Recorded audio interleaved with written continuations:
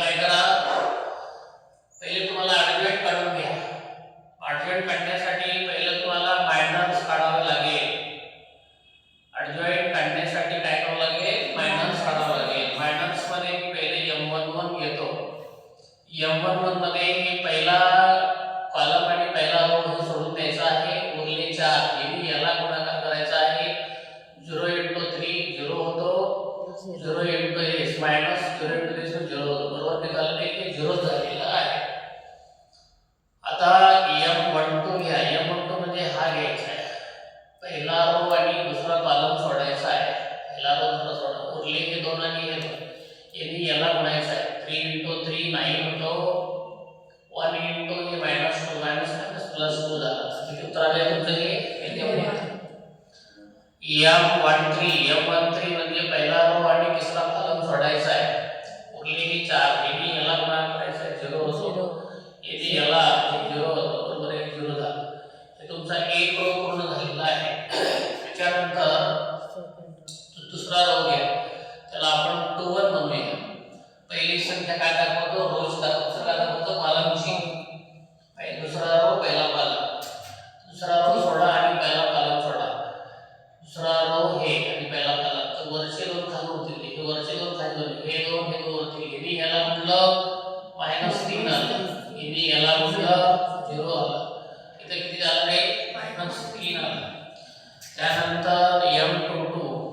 M किती आहे, 22 आहे. M22 तर मग M22 म्हणजे दुसरा रो दुसरा कॉलम सोडायचे. हे आणि हे वरचे हे 2 होते. यांनी ह्याला गुणाकार करा. -3 झालं. यांनी ह्याला गुणाकार करा. -2 झालं. किती उत्तर आलेलं आहे, 1 आहे. M23 म्हणजे दुसरा रो आणि तिसरा कॉलम सोडायचा आहे. वरचे 2 खालचे 2 यांनी ह्याला गुणलं. यांनी ह्याला हे 0 झालं. यांनी याला गुणलं +1 झालं. 1 झालं. हे झालं तुमचा दुसरा कॉलम. दुसरा रो झाला. आता तिसरा रो 3 तिसरा रो आणि पहिला कॉलम हे 4 होतात. यांनी ह्याला गुणलं, हे 2 झालं. यांनी ह्याला गुणलं -0 झालं. बरोबर 2 आहे. M32 किती आहे, M32 कसं होणार आहे बघा. M32 म्हणजे काय आहे, तिसरा रो आणि दुसरा कॉलम.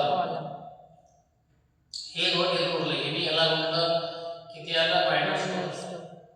यांनी ह्याला गुणलं, किती आलं, -6 आलं. किती उत्तर आलेलं आहे, -8 झालं. M33 किती झालं, M33 म्हणजे हे आणि हे 3 ते सोडून घ्यायचं. यांनी ह्याला गुणलं, किती आलं, 0 झालं. यांनी ह्याला मायनस काय झालं, +3. बरोबर किती आहे, 3 आहे. ओके. तर अशा पद्धतीने काय झालं तुमचं 3 रोज पूर्ण झालेले आहे. आता तुम्हाला काय करायचे पोरांनो, कोफॅक्टर काढायचा आहे. कोफॅक्टर काढताना काय घ्यायचं, A11 घ्या. तर ह्या दोघांची बेरीज करायची, M अधिक N ची. आणि ती बेरीज जर इव्हन आली तर साइन चेंज होत नाही. म्हणजे प्लस असेल तर प्लस राहतो, मायनस असेल तर मायनस राहतो. आणि ती जर ऑड झाली तर काय होतं, प्लस असेल तर मायनस होतो, मायनस काय होतं, प्लस होतो. हे लक्षात ठेवा. आता मी काय करतोय, M हे काय, M हे झालं इव्हन. दोघांची असे इव्हन झाले म्हणजे साइन चेंज होत नाही. हे 0 झालं. A12 म्हणजे किती आहे, 12 म्हणजे 3 झालं. 3 म्हणजे साइन चेंज होते. किती होते, साइन चेंज होते.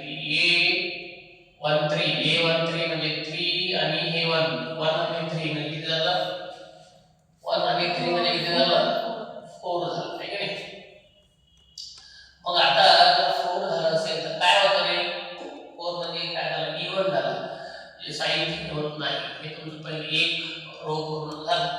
दुसरा हे 2 1 घ्यायचे. 2 आणि 1 म्हणजे काय झालं, 3 झालं. 3 हे ऑड आहे म्हणजे साइन चेंज होतो. हे झाला -7 प्लस झाला A22 चा अर्थ आहे 4 म्हणजे इव्हन आहे, साइन चेंज होत नाही. A23 म्हणजे 5 म्हणजे ऑड आहे, साइन चेंज होतो. साइन चेंज होतो. मग आता हे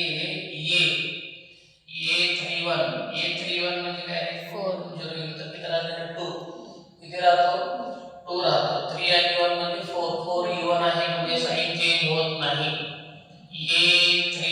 A32 चा अर्थ काय रे 5 होतो ना 5 म्हणजे ऑड आहे साइन चेंज होतो. A33 चा अर्थ A30 प्लस 3 म्हणजे 3 होतो नाही का म्हणजे 6 E1 आहे म्हणजे साइन चेंज होत नाही. सर A21 ला -3 A21 A21 ला किती होतं 2 आणि 1 म्हणजे किती झालं 3 झालं ना म्हणजे ऑड झालं म्हणजे साइन चेंज होत नाही. साइन चेंज होतो ना हे मायनस होता काय झाला तो प्लस झाला बरोबर आहे ना.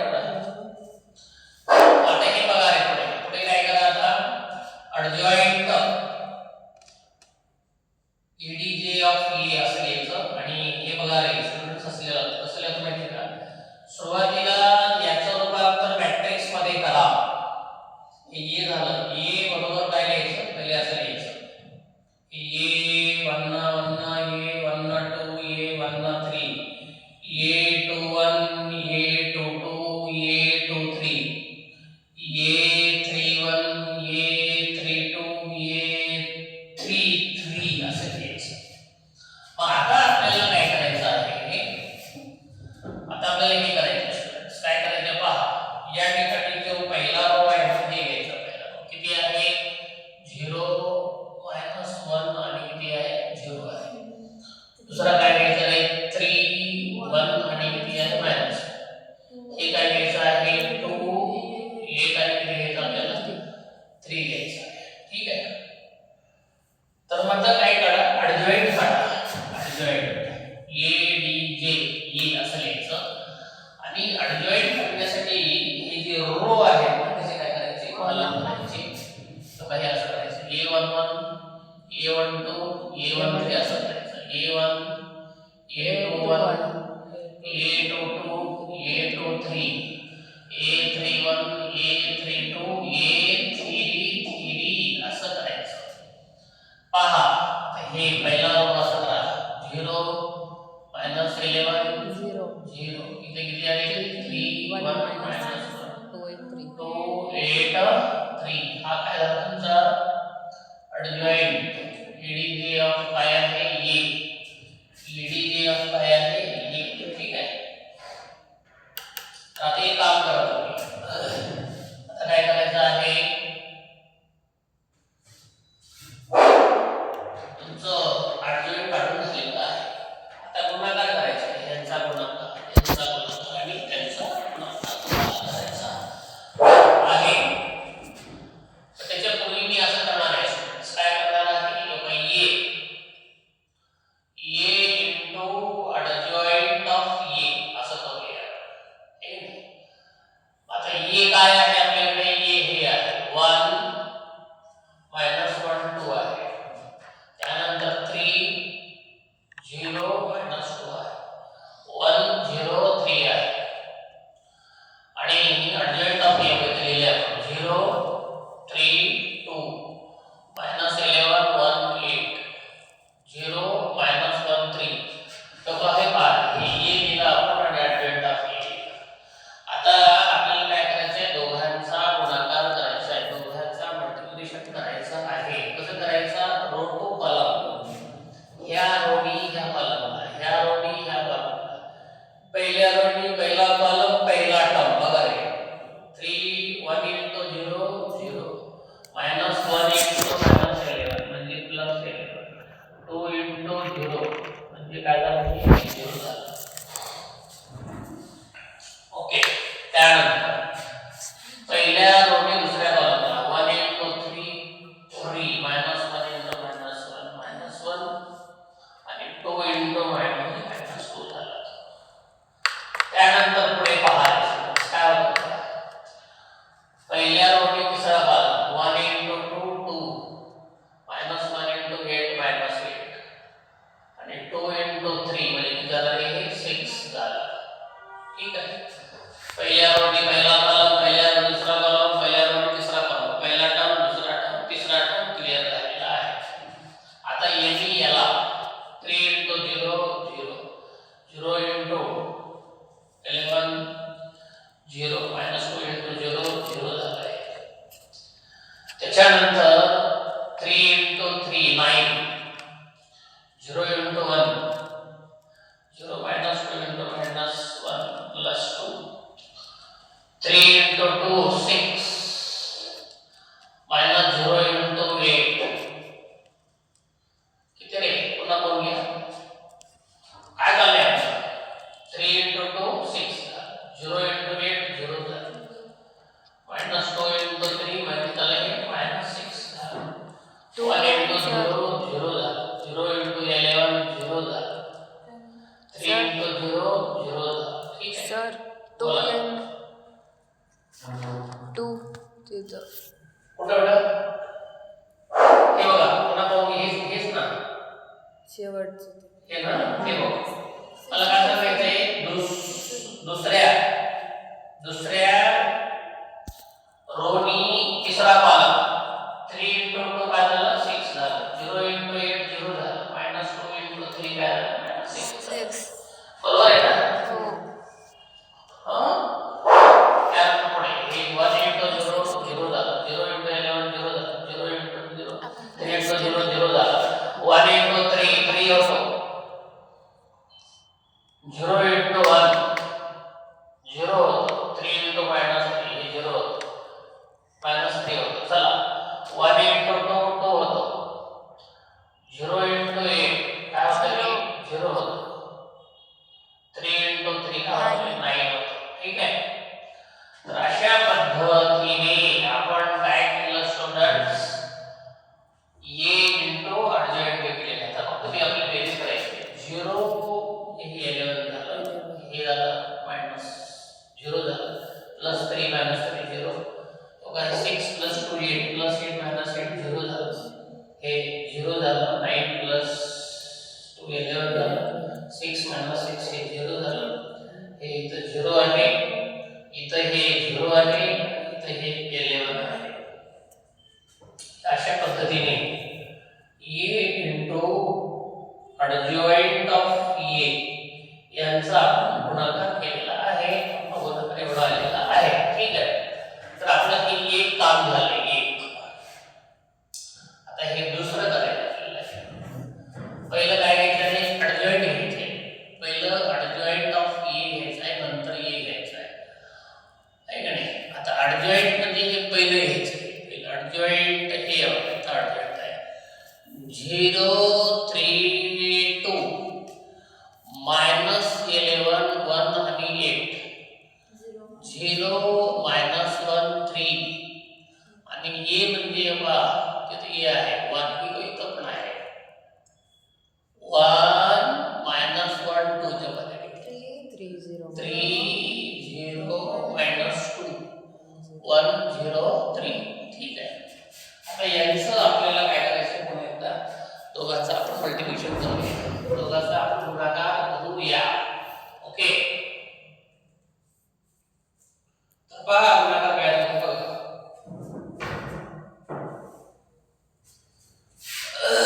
रो टू कॉलम काय करायचं आपल्याला रो टू कॉलम गुणाकार करायचा आहे. चला काय करायचं रे या पहिल्या रोनी पहिल्या कॉलमला 0 into 1 0 झालं का 3 into 3 काय झालं रे 9 झालं 2 into 1 किती होतं रे 2 होतं है की नाही. पहिल्या रोनी पहिल्या कॉलमला जोडलेलं आहे पहिल्या रोनी दुसऱ्या कॉलमला 0 into 1 0 3 into 0 0 झालं 2 into 0 काय झालं रे 0 झालं आणि पहिल्या रोनी तिसरा कॉलम 0 into 2 0 3 into minus 2 6 झालं minus 2 into plus 3 हे plus 6 झालं. ठीक आहे. त्याच्यानंतर पुढे बघा पहिल्या रोचं काम झालं दुसरा रोनी पहिला minus 11 into 1 किती झालं minus 11 1 into 3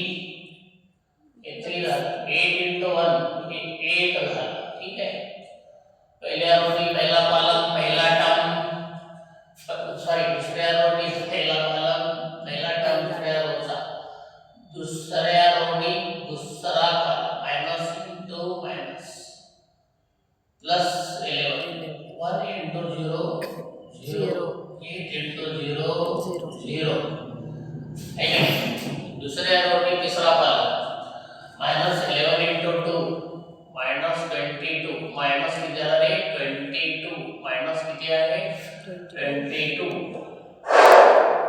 1 into minus 2 minus 2 8 into 3 किती झालं 24 ओके माइनस 22 minus 2 plus 24 चला तिसऱ्या रोनी पहिला 0 into 1 0 झाला minus 1 into 3 minus 3 into 1 plus 3 चला तिसरा रो दुसरा column 0 into 1 0 minus 3 into 0 0 3 into 0 0 त्याच्यानंतर तिसरा रो तिसरा column 0 into 2 0 minus 1 into minus 2 plus 2 3 into हे पुन्हा बघून घ्या 0 into 2 झाला minus 1 into किती आहे minus 2 झालेला आहे plus 2 झाला नाही का आणि 3 into 3 किती झाला आहे 9 झाला नाही का अशा पद्धतीने स्टुडंट्स इथे बेरीज केली आपण 11 ची बेरीज केली 0 इथं 0 इथं 0 इथं 11 इथं 0 इथं 0 इथं 0 इथं 11 येतो त्याला काय म्हणा इक्वेशन नंबर 2 काय झालं तुमचा adjoint ये आणि ये याचं हे इक्वेशन 2 म्हणजे इक्वेशन 1 इक्वेशन 2 सारखे आहे म्हणजे हे बरोबर हे आलं आहे पहिला प्रश्न आहे दोघांचा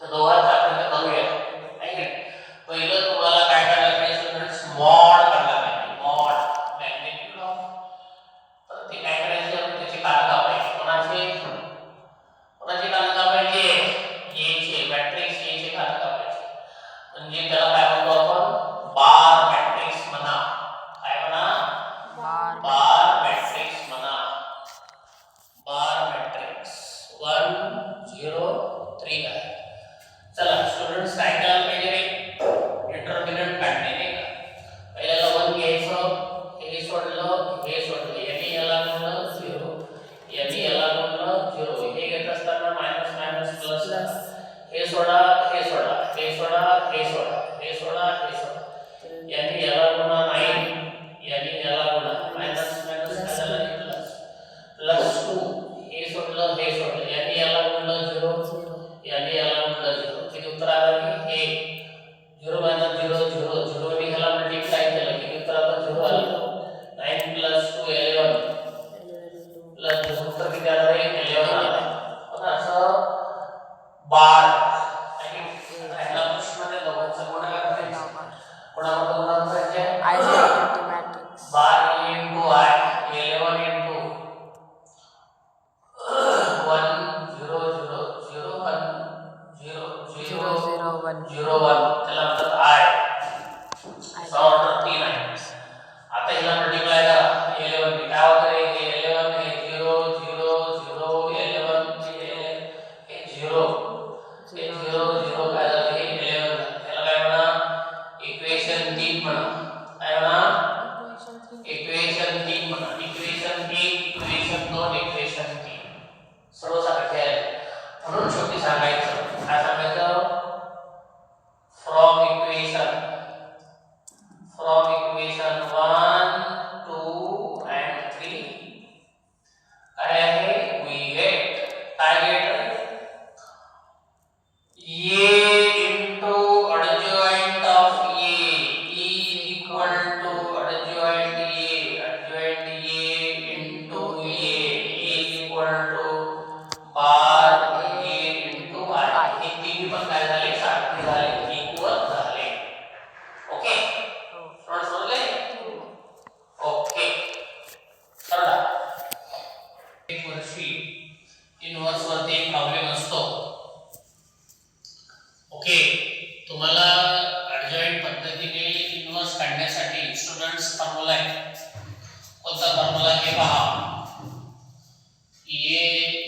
inverse is equal to 1 by काय हे मॅग्निट्यूड ऑफ ए किंवा determinant of A into adjoint of अरे ए एडीजे असा आपला फॉर्म्युला आहे. तर तुम्हाला कशाची गरज आहे? adjoint काढावं आपल्याला माहितीच आहे कसं काढायचं ते. फक्त कशाची गरज आहे? आता एचा डिटर्मिनंट काढण्याची गरज आहे. त्याला आपण मॅग्निट्यूड म्हणतो, त्याला आपण काय म्हणतो? डिटर्मिनंट म्हणतो. चला आता आपण काय करायचं स्टुडंट्स, तेव्हा त्याला पहिले प्रथम मॅट्रिक्स घ्या. इथं -1 5 झालं, -3 2 झालं. आता ह्याचं मला काय काढायचं आहे? मॅग्निट्यूड काढायचं आहे. त्याला आपण डिटर्मिनंट म्हणतो. डिटर्मिनंट काढताना याची कागद कापले पाहिजे. तेव्हा हे असेल फक्त बार लिहिला पाहिजे, बार लिहायचं असं. आता काय करायचं? यांनी याला गुणा करायचं मायनस यांनीला -1 इंटू 2 काय झालं? Minus 3 into 5 minus 15 -2 plus plus 50 50 ते झालं हे प्लस 13 झालं. तर हे झालं तुमचं काय आहे? Mod A. डिटर्मिनंट ऑफ ए झालं, डिटर्मिनंट ऑफ ए झालं. आता हे एक काम झालं. आता दुसरं काम काय आहे? मायनस काढणे. आपल्याला सूत्र सापडेल काय आहे? A inverse is equal to 1 by determinant of A into adjoint of A. असं तिथं फॉर्म्युला आहे. चला आता मी काय करणार आहे स्टुडंट्स? ह्याच ए चे मायनस काढणार आहे. पहिले प्रथम मी मायनस काय करणार आहे? ए चे मायनस कसं काढतो आपण? m11 म्हणजे हे काढत असताना जे समोरचं घ्यायचं. समोरचं कोण आहे? 2 आहे. m12 म्हणजे हा, इथे समोरचा हा घ्यायचा. मायनस किती आहे? 3. m21 म्हणजे हे, इथे समोरचा हा घ्यायचा. हे किती आहे? 5 आहे. m22 म्हणजे हा, इथे समोरचा घ्यायचा. किती आलं हे? -1 आलेला आहे. ठीक आहे. आता इथे काय लिहायचं आपल्याला? काय लिहायचं? कोफॅक्टर्स. काय लिहायचं? कोफॅक्टर्स लिहायचे. कोफॅक्टर त्याला काय केलं पाहिजे? तेव्हा हे जर ह्या दोघांची बेरीज 1 + 1 त्याला आपण m आणि n म्हणतो. m आणि n ची बेरीज जर इवन आली, साइन चेंज होत नाही. m आणि n ची बेरीज जर ऑड आली तर काय होतं? साइन चेंज होतो. हे लक्षात ठेवा. आता 1 + 1 म्हणजे 2 आला. 2 हा इवन आहे म्हणजे साइन चेंज होत नाही. 1 + 2 हा 3 आला. 3 हा काय आहे? 3 हा ऑड आहे म्हणजे साइन चेंज होतो. इथे मायनस आहे तर काय होतं? प्लस होतं. A21 आहे. 2 + 1 म्हणजे 3 झालं. 3 हा ऑड आहे म्हणजे -5 साइन चेंज होतो. A22 म्हणजे 2 + 2 4. 4 हा इवन आहे म्हणजे साइन चेंज होत नाही. हे झालं कोफॅक्टर. आता त्या कोफॅक्टरला स्टुडंट्स कशा पद्धतीने लिहावे? मॅट्रिक्सच्या रूपात लिहा. कसं तुम्ही हे ए बरोबर असं लिहायचं पोरांनो. A11 A12 A21 A22.